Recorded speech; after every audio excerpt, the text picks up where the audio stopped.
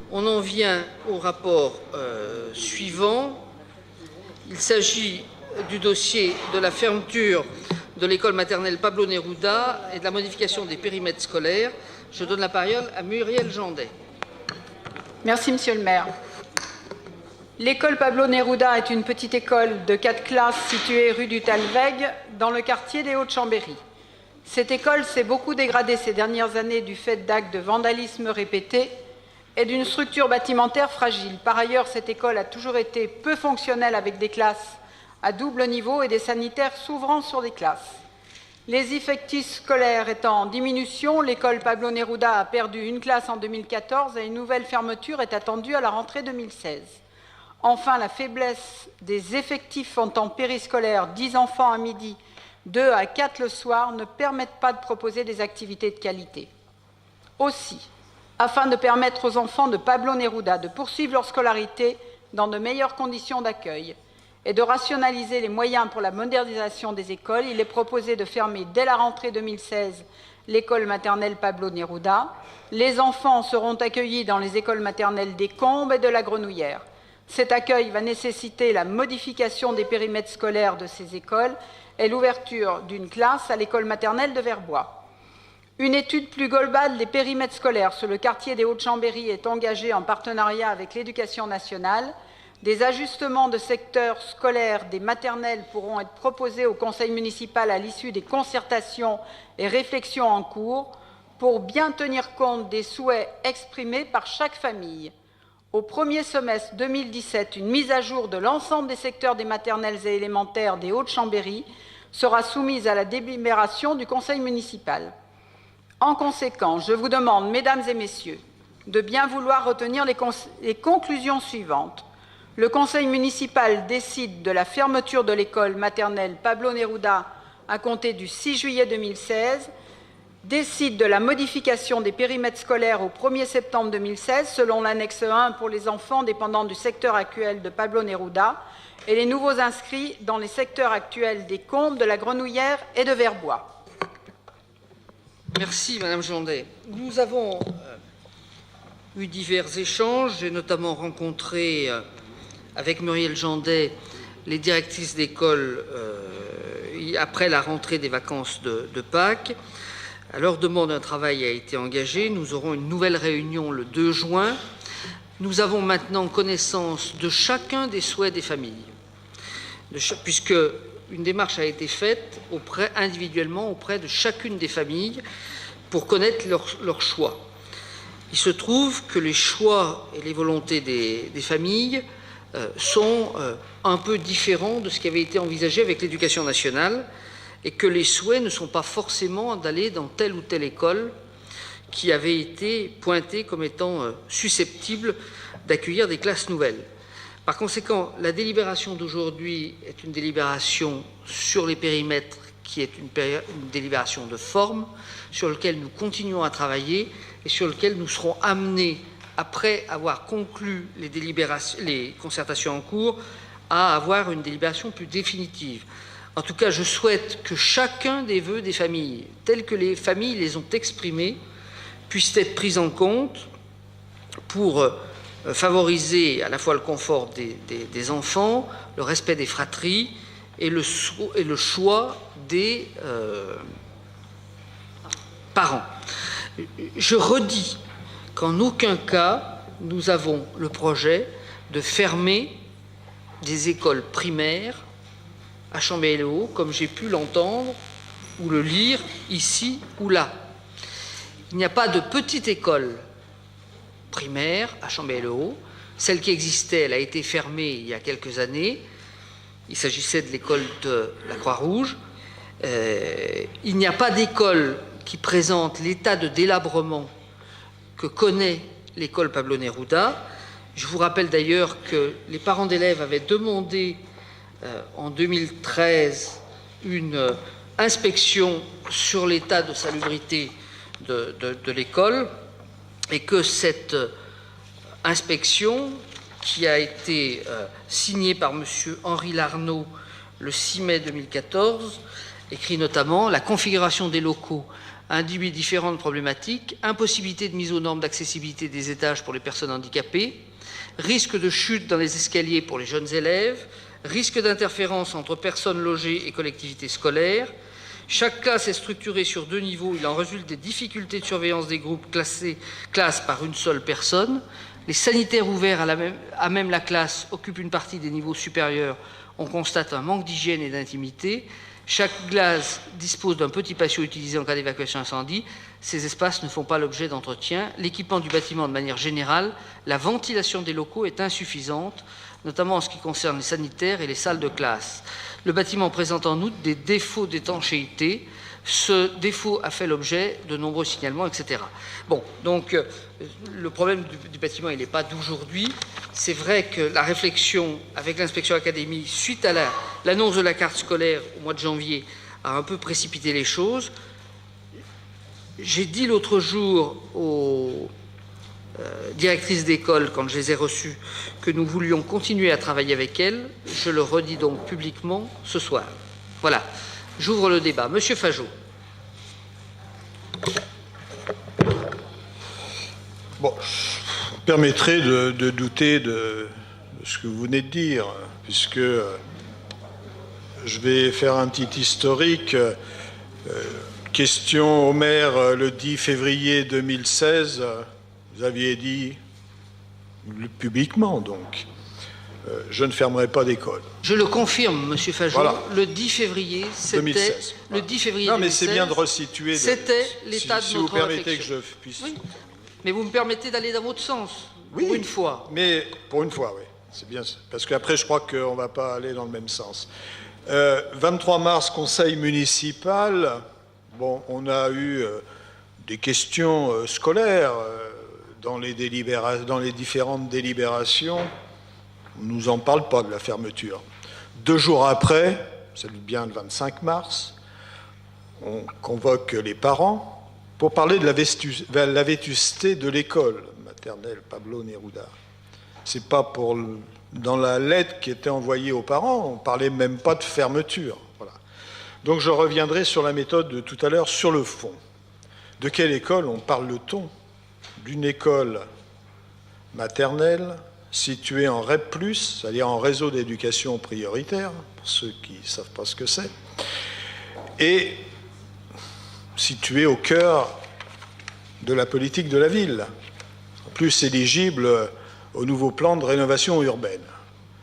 Je crois que pour votre première fermeture d'école, c'est tout un symbole. Tout à l'heure, on faisait référence à dire, voilà, on ne se lève pas le matin pour faire du mal, mais il y a quand même des symboles. Moi, je trouve que votre première décision non annoncée, brutale, là, et j'y reviendrai, puisque les parents d'ailleurs sont là, et les enseignants, montre quand même que vous attaquez quand même au cœur du quartier. J'y reviendrai un peu tout à l'heure. Les arguments que vous avancez, ils ne tiennent pas.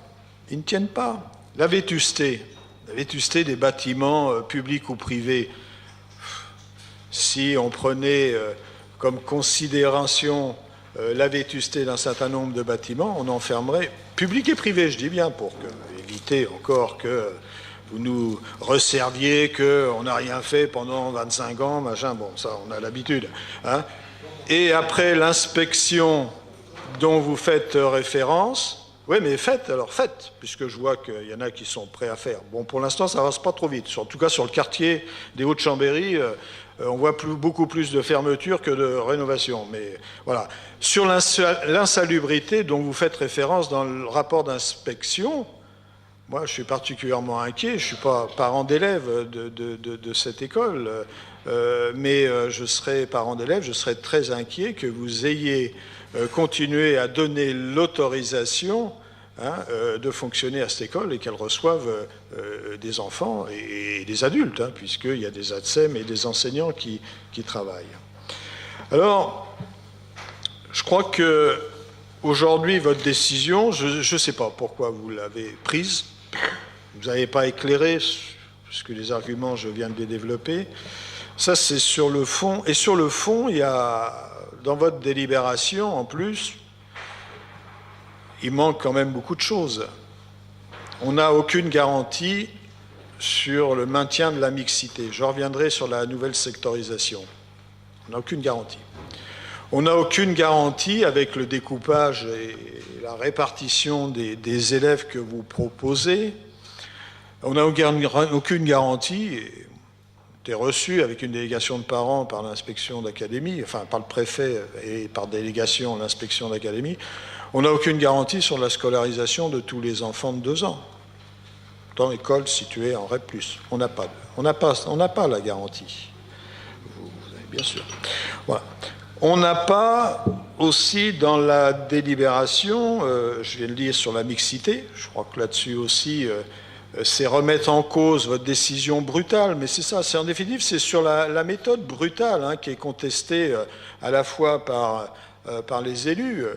On est tout à fait d'accord, enfin on comprend très bien qu'une municipalité, quelle que soit d'ailleurs cette municipalité, puisse se poser les questions du nombre d'écoles. Il est tout à fait légitime, ça, là-dessus. C'est sur la brutalité de la décision, à la fois pour les parents qui, voilà, après vous pouvez vous faire fort de dire ils ont émis des vœux, obligatoirement, ils vont émettre des vœux, hein, puisqu'on leur dit l'école va fermer et le gamin, il faut bien qu'il le mette l'année prochaine autre part. Donc il y a ces aspects-là quand même qui posent quand même un certain nombre de questions. Il y a dans la délibération aussi, on n'a pas l'avis de l'inspection d'académie, bon, l'inspecteur, on n'a pas l'avis du préfet, là aussi ça pose problème parce que les textes que... Si, vous dites toujours non. Les textes... Je ne parle pas de l'étude d'impact, elle a été supprimée, mais l'avis du préfet est toujours obligatoire. Je le maintiens. Donc, on aimerait avoir l'avis du préfet, l'avis de l'inspection. Et le dernier élément aussi sur lequel on a interrogé, d'ailleurs, à la fois le ministre de l'Éducation nationale et le ministre de la Politique de la Ville et le préfet, c'est sur les conditions de la circulaire Valls. Hein, donc je vais vous lire quand même, parce que ça aussi, vous respectez rien. Moi, j'y peux rien, hein, mais bon, c'est vous qui verrez. Alors, je vais vous dire un peu ce que prévoit quand même la circulaire Valls quand il y a une réorganisation des services publics, et d'autant plus un service public, école ou pas d'ailleurs, service public situé en REP+, et en politique de la ville, voilà ce qu'elle dit, la circulaire. Hein. Il convient de s'entretenir des conditions de cette fermeture, et notamment de l'application de la circulaire Valls, relative à l'adaptation de l'implantation des services publics de l'État dans les territoires, qui précise que l'État doit être exemplaire dans la gestion des évolutions des services publics.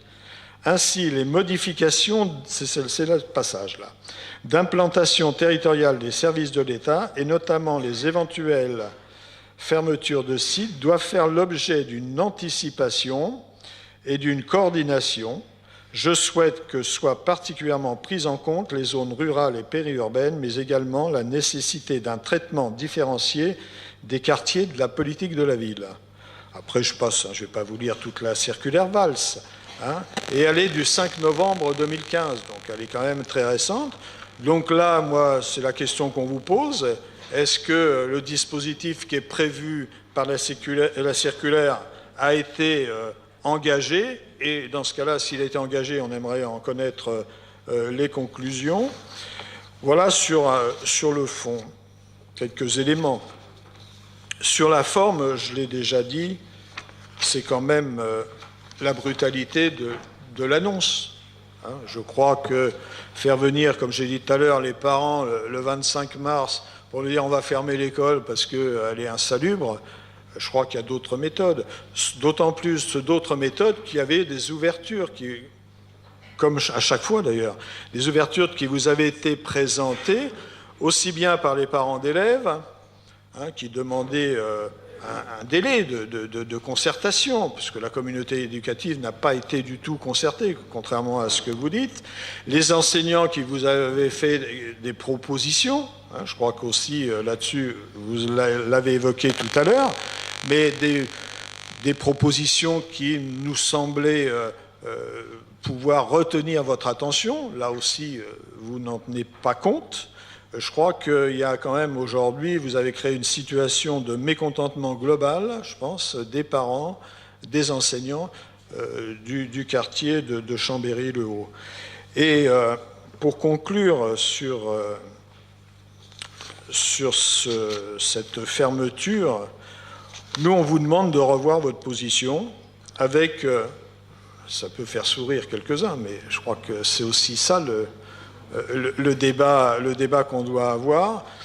Je pense qu'il faut prendre le temps de la concertation avec l'ensemble de la communauté éducative. Le dernier point, c'est sur la sectorisation que vous proposez. Je ne sais pas comment vous avez pu sortir une telle copie. J'avoue franchement que j'ai du mal. Hein. Là, il a dû falloir chercher pour avoir une telle copie aussi aberrante. Parce que proposer, je vais prendre qu'un exemple quand même qui est le plus frappant, proposer aux parents d'élèves qui habitent rue du Pré de l'Âne, dont la maternelle se situe en face de chez eux, la Grenouillère, leur dire demain c'est la maternelle Verbois, là je crois que fallait le faire. Hein, je dis fallait le faire. Là franchement, si c'est pour l'incompréhension, je crois qu'elle est tout à fait totale. Donc là aussi, c'est ce que vous avez demandé d'ailleurs les enseignants et les organisations syndicales des enseignants qui les accompagnaient. Faut regarder, il fallait regarder. Je dis, nous, on n'était pas opposés à ce qu'il y ait peut-être une fermeture d'école, mais pas à la rentrée 2016. C'est ce qu'on vous a fait passer comme message maintes fois. On voit encore une fois que, bon, vous dites que vous vouliez une nouvelle gouvernance pour ce conseil municipal. Quelles que soient les propositions qu'on peut vous faire, Monsieur Dantin, dans quelque domaine que ce soit, c'est le passage en force, le blocage, parce que ça vient des habitants, ça vient des élus, ça vient pas de vous. Voilà. Et je crois que là-dessus, ça serait bien quand même, parce qu'il reste encore 4 ans, hein. Bon, c'est clair, hein. Il serait bien qu'il y ait quand même une écoute différente. Et là, je me fais l'écho, hein, quand même. Hein. On se fait l'écho hein, des personnes qu'on a pu rencontrer périodiquement. On se fait l'écho d'un mécontentement sur la façon, sur la méthode que vous employez dans différents domaines. En tout cas, pour l'école, c'est clair que le mécontentement est total. Monsieur Fajot, y a-t-il d'autres demandes de parole? Je n'en vois pas. Monsieur Fajot, vous avez un aplomb considérable pour défendre, suivant les conseils, tout et son inverse. Il y a quelques conseils en arrière, vous nous réclamiez notamment des mesures d'accompagnement dans les écoles de qualité. Cette fois, quand on a 4 enfants au DOP et qu'on en a 10 à la cantine, ça ne vous pose pas de problème qu'il n'y ait pas un accompagnement de qualité. Sur l'état du bâtiment, vous m'excuserez, Monsieur Fajot, oui. Moi, il n'y a que 2 ans que je laisse fonctionner l'école dans l'état où elle est. Je n'étais pas en charge des bâtiments précédemment. Bon. Des travaux dans les écoles, ils ont commencé. Dans le quartier de Chambéry-le-Haut, si vous allez par exemple à l'école des Châtaigniers, des travaux ont déjà été effectués. Pendant les vacances de Pâques, des travaux ont été effectués à la Pommeraye. Donc, nous avons pris des engagements, nous les tiendrons. Sur la méthode, si j'annonce au conseil municipal, avant d'annoncer aux personnes intéressées, vous me dites, vous faites fi des intéressés, vous les mettez devant le fait accompli, vous annoncez les choses au conseil municipal. Si je demande à voir les intéressés avant d'informer le conseil municipal, vous me reprochez de ne pas avoir informé le conseil municipal. Ben oui, le choix qu'on a fait, c'était d'aller rencontrer d'abord les parents.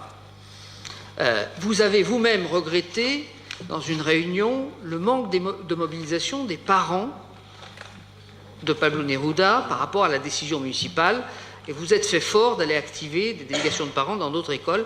C'est votre commerce, vous faites comme vous l'entendez. Mais nous avons reçu les parents individuellement et les parents de Pablo Neruda, ils l'ont d'ailleurs exprimé lors de la première réunion auquel je crois vous participiez, ont dit clairement qu'ils étaient satisfaits de la décision municipale de fermer cette école.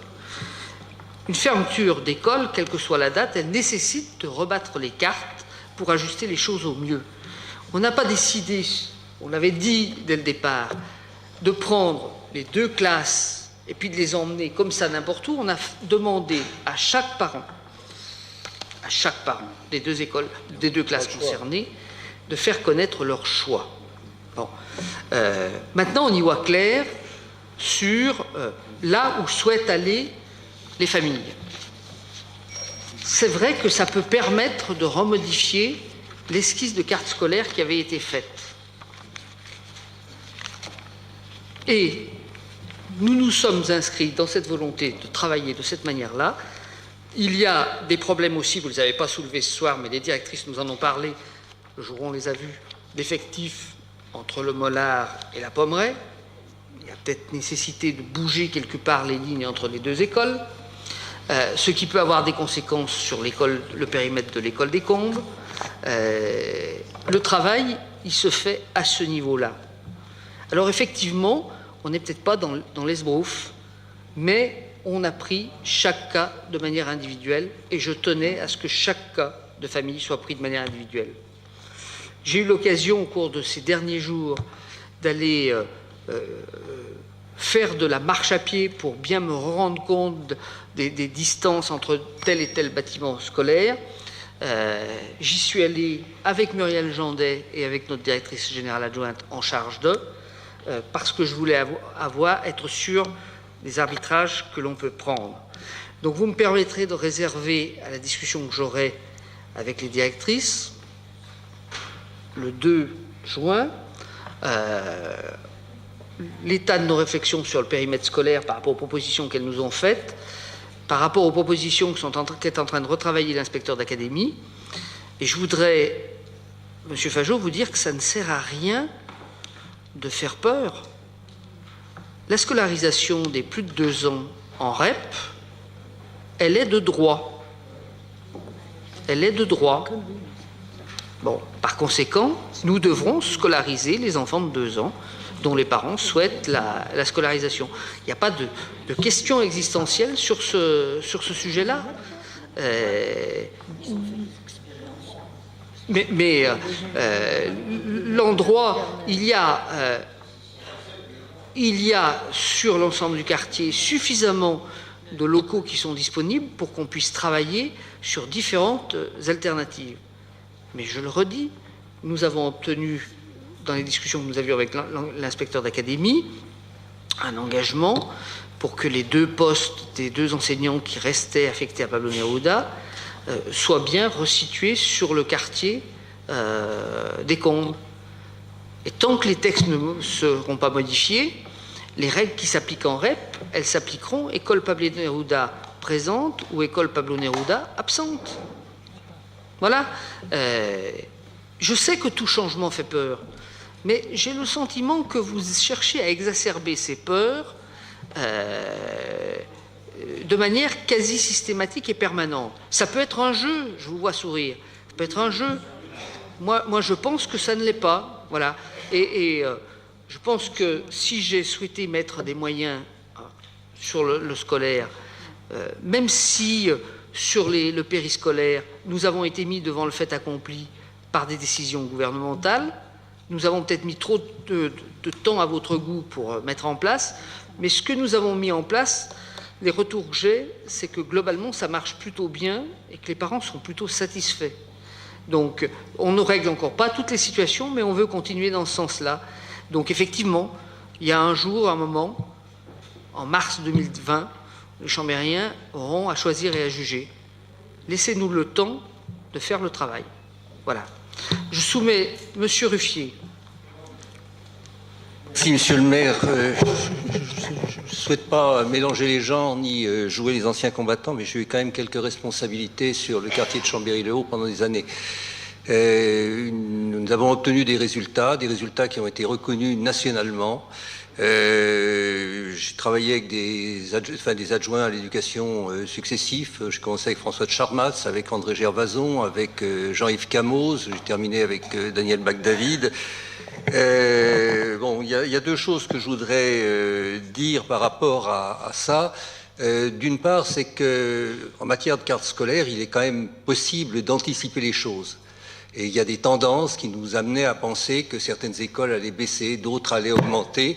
Autant que je sache, sur le secteur de Pablo Neruda, il n'y a plus maintenant de démolition ou de construction qui risquait de changer fondamentalement les choses. Donc, découvrir comme ça d'un seul coup que une classe allait fermer, ça peut être quand même, c'est la décision de l'inspecteur d'académie, c'est pas la vôtre, hein, c'est le poste, c'est pas la fermeture de classe. D'ailleurs, c'est la suppression du poste en toute rigueur.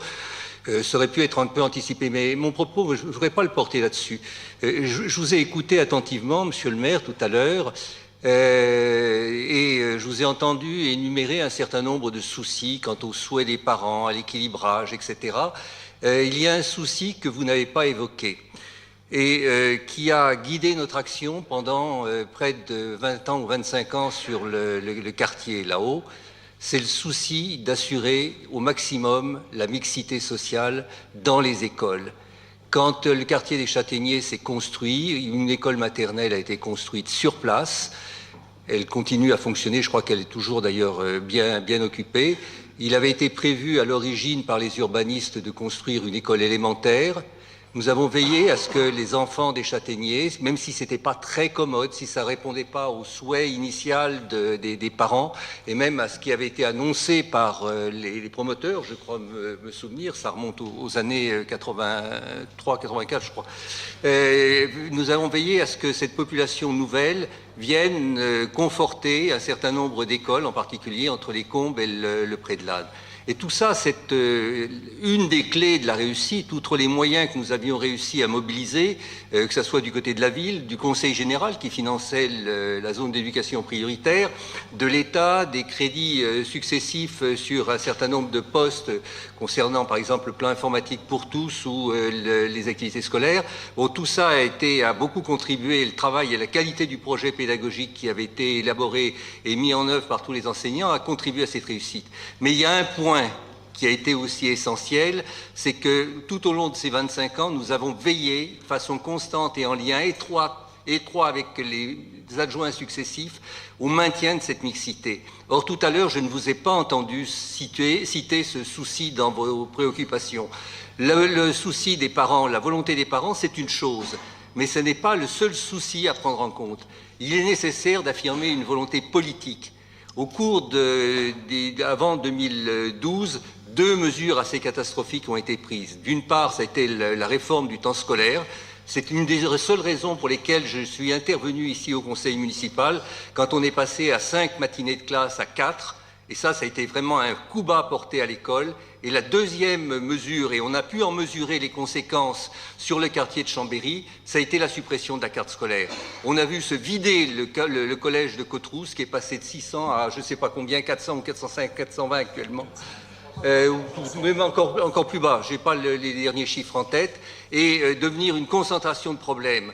Et la satisfaction des vœux des parents, c'est une chose, et il faut y veiller. Nous avions toujours veillé au cours d'une commission municipale, en particulier pour les questions de dérogation ou pour les questions d'inscription dans les écoles. Mais si vous n'avez pas cette volonté politique d'assurer ce minimum de mixité sociale dans le quartier, les opérations, vous parliez tout à l'heure de la SAIM, vous parliez d'un certain nombre d'opérations immobilières sur le quartier des Hauts-de-Chambéry, elles y ont contribué. Voilà, et c'est vraiment ce regret et l'absence d'affirmation de cette volonté politique que je regrette ce soir de ne pas avoir entendu de votre bouche. Les problèmes de l'école Pablo Neruda, je les connais parfaitement. C'est vrai que c'est une école qui a toujours posé des difficultés dans le fonctionnement. On a eu des difficultés en particulier avec un certain nombre d'ATSEM qui avaient à monter, à descendre les escaliers. En revanche, pour les enfants, les risques de chute, mais les enfants étaient très dégourdis sur le plan moteur. Il y avait quand même là l'occasion de se débrouiller, de bouger dans tous les sens, avec des dénivelés sensibles.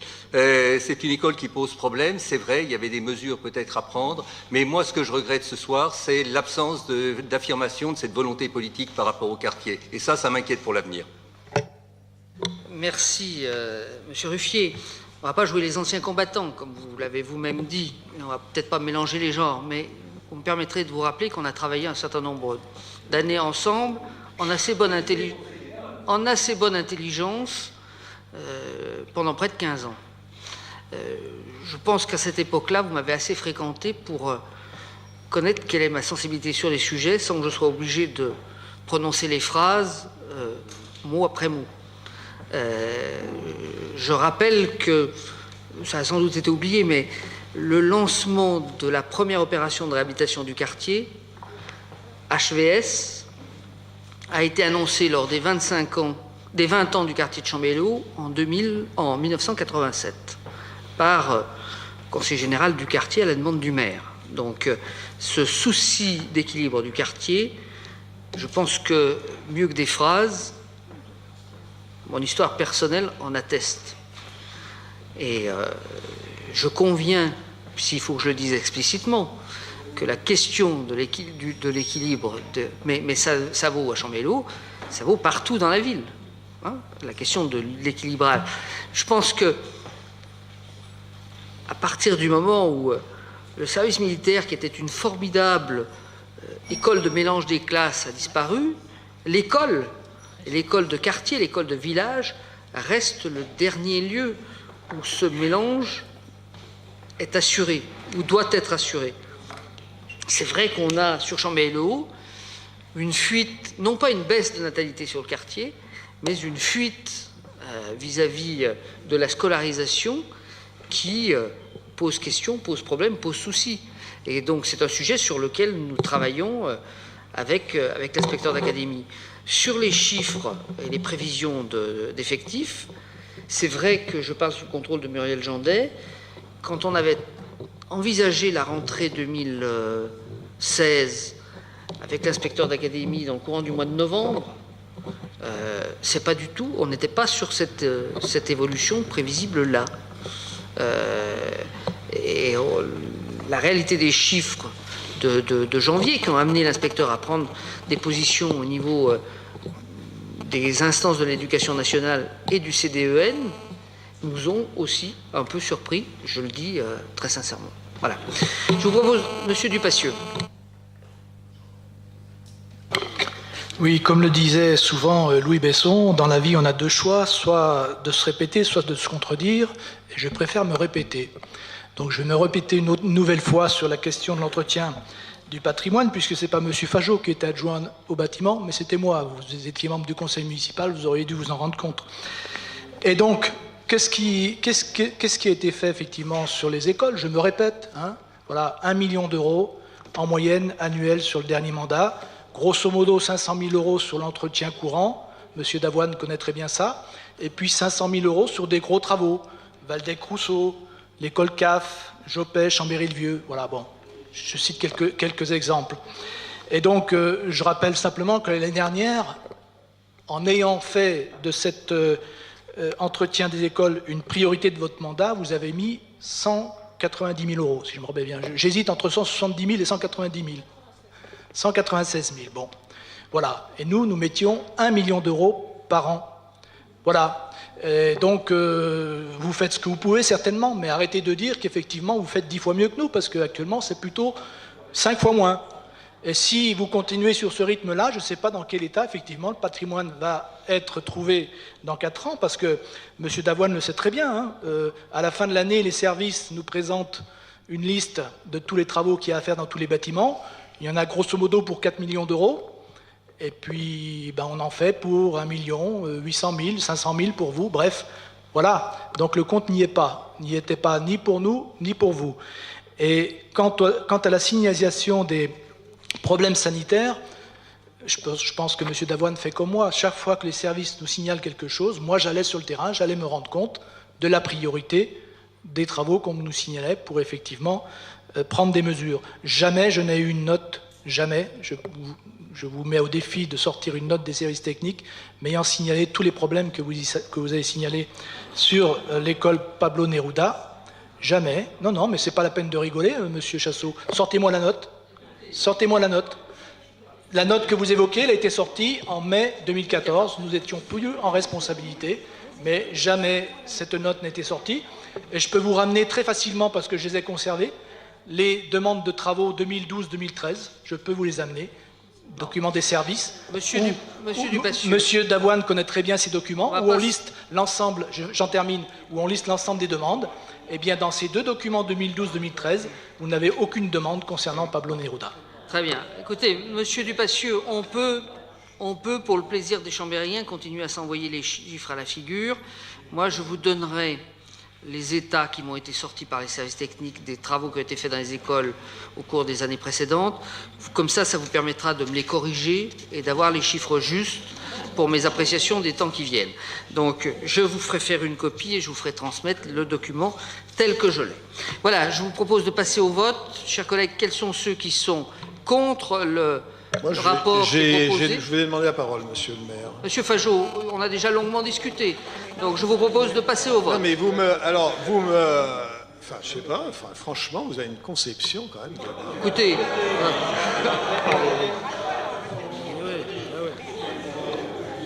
Et puis on remet ça demain au conseil communautaire. Mais...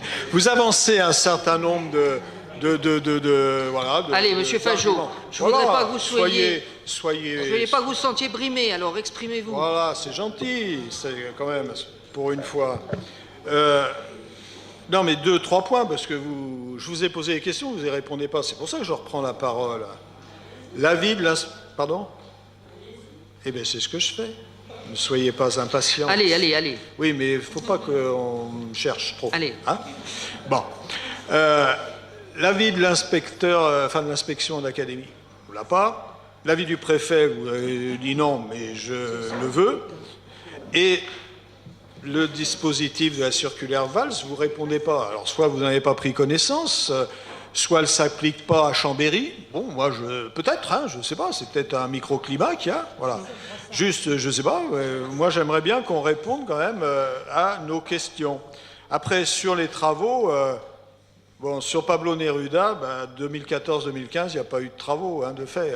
Bon, alors là aussi, quand on parlait d'anticipation, peut-être, sans vouloir dire les choses que vous le preniez mal, il était peut-être déjà dans votre idée de fermer Pablo Neruda, certainement, à mon avis. Alors voilà ce que je voulais vous dire. Alors c'est vrai qu'il nous faut quand même ces trois avis, enfin l'avis du préfet, l'avis de l'inspecteur et ce que vous avez entrepris par rapport à la circulaire Valls, sinon votre délibération est potentiellement illégale. Très bien. Monsieur Fajot, je n'ai pas besoin de vous autoriser à l'attaquer, la délibération, si elle n'est pas... Bon, ce qu'on nous indique, c'est que la circulaire Valls ne couvre pas le secteur de l'éducation, qui fait l'objet de dispositions spécifiques qui ont notamment été révisées dans le CGCT. L'inspecteur d'académie vous a donné son avis lorsque vous l'avez rencontré, donc vous me le redemandez, je n'ai pas besoin de vous répéter ce que vous avez déjà entendu une fois. Quant à l'avis du préfet, j'ai saisi le préfet, j'ai fait part au préfet de notre intention, mais l'avis du préfet, il sera requis le jour où on demandera la désaffectation de l'école. Voilà. Je vous propose de passer au vote. Ceux qui sont contre la délibération, il y a 9 voix. Ceux qui s'abstiennent, il n'y en a pas. Je vous remercie. Nous passons au dossier suivant. L'élection. Ah, pardon, oui, il faut que je proclame les résultats du rapport précédent. Il y avait donc 43 présents, une personne représentée, un élu absent. Il y a eu 44 bulletins trouvés dans l'urne.